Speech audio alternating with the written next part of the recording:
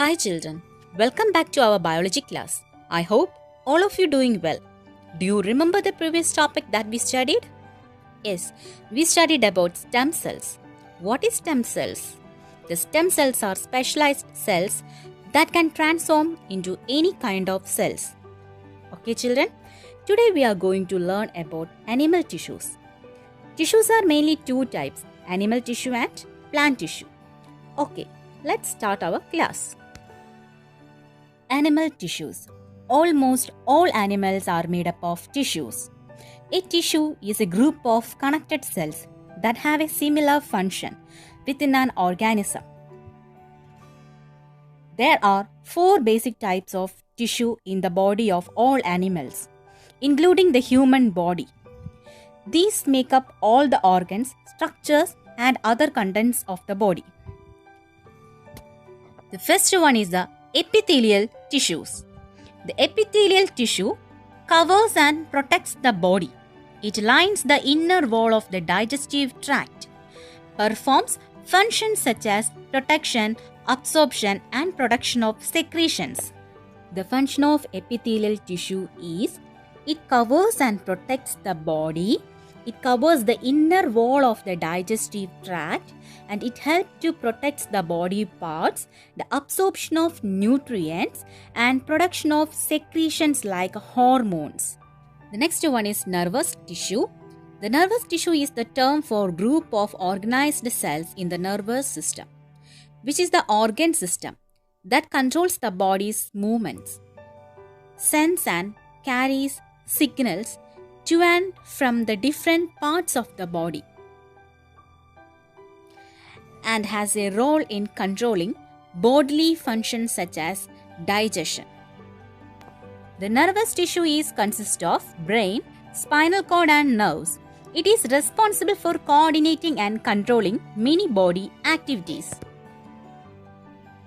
The main function of the nervous tissue is it controls and coordinates physiological functions like digestion, respiration, etc.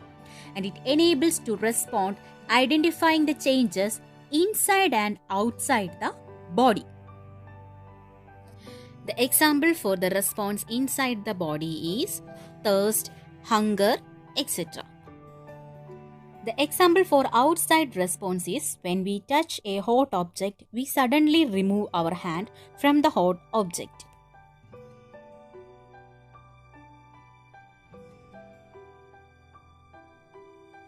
Next one is the muscle tissue. The muscular tissue, it consists of cells that can contract and regain the original state. The contract means it becomes shorter and tighter. Then regain means it reaches its original position or recover its original state. The second point is it enables the movement of the body. That means it helps to the movement of the body parts. The next one is the connective tissue. It helps to bind other tissues together or it helps to connect with other tissues. Connective tissue either connects different tissues or acts as a support to them. The example for connective tissues are bone, cartilage, fibrous tissue, blood, etc. are various connective tissues. First one is blood. Blood is the fluid tissue. It carries out various functions.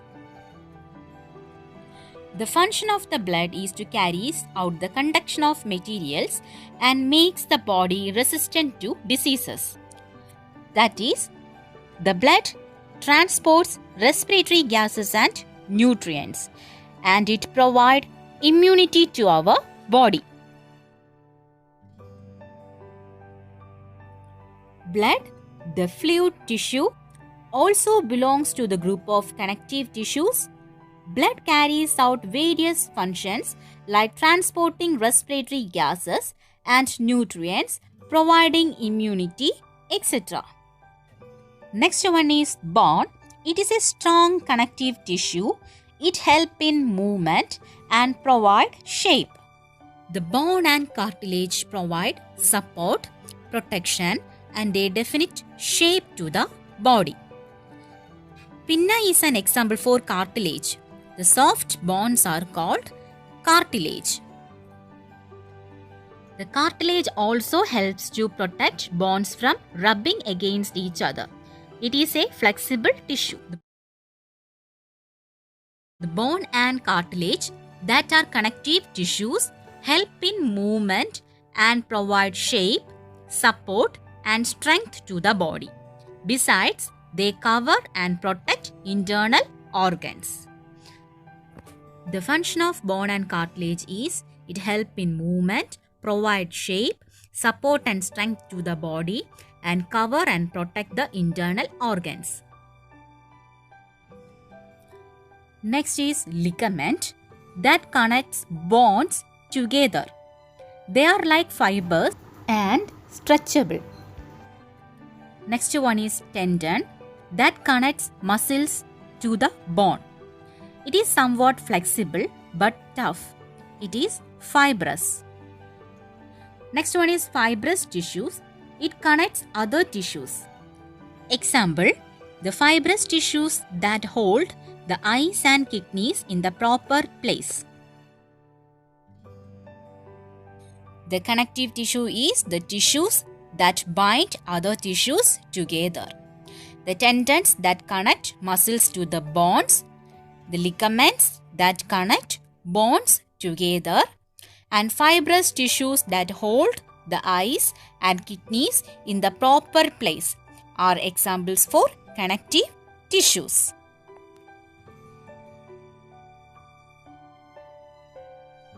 So, the animal tissues are mainly divided into epithelial tissue, nervous tissue, muscle tissue and connective tissue. Okay children, let's conclude our today's class.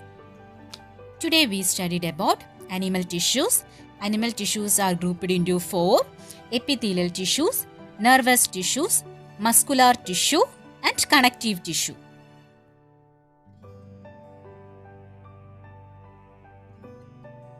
I hope all of you understood today's topic. Study very well. Thank you.